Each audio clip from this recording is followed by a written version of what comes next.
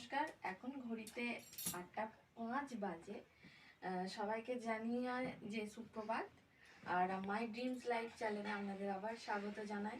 ঘড়িতে এখন 8:05 বাজলেও আমার অনেক আগেই সকাল হয়ে গেছে। সেটা আপনারা আমাকে দেখেই বুঝতে পারছেন, কারণ আমি একদম রেডি হয়ে আছি।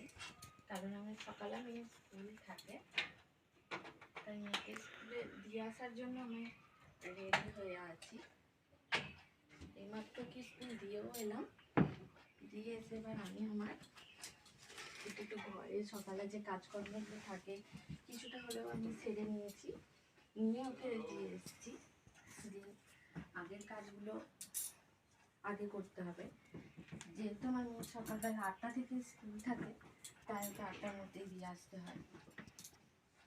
মেয়ের স্কুল যাওয়ার ভিডিও আপনাদের একদিন আমি শেয়ার করবো। দেখতেই পাচ্ছেন অবিছালো বিছানা।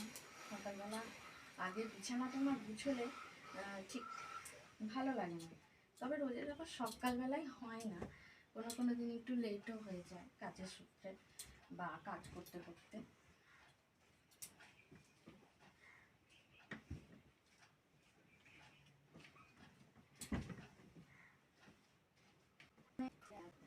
আমরা 3 জনে ঘরটায় থাকি, তাই আমাদের 3টেই বেড বলতে পারেন বালিশ।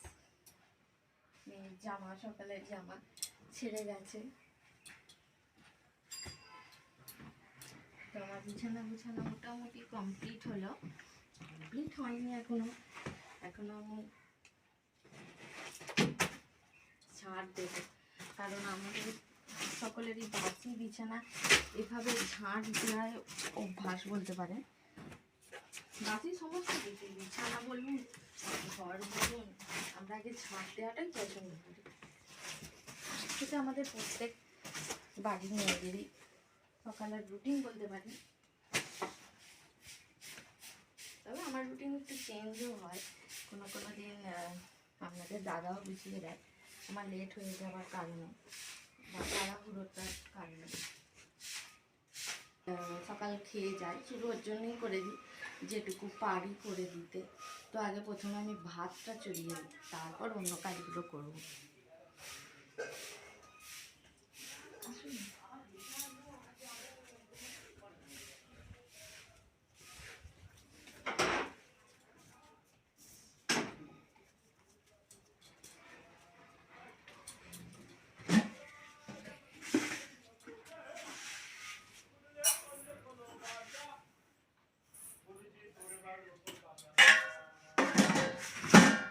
একা খেয়ে যায়, একার পক্ষে এনাফ 1 কাপ চাল, তাও আবার খেয়ে গিয়ে বেঁচেও থাকে।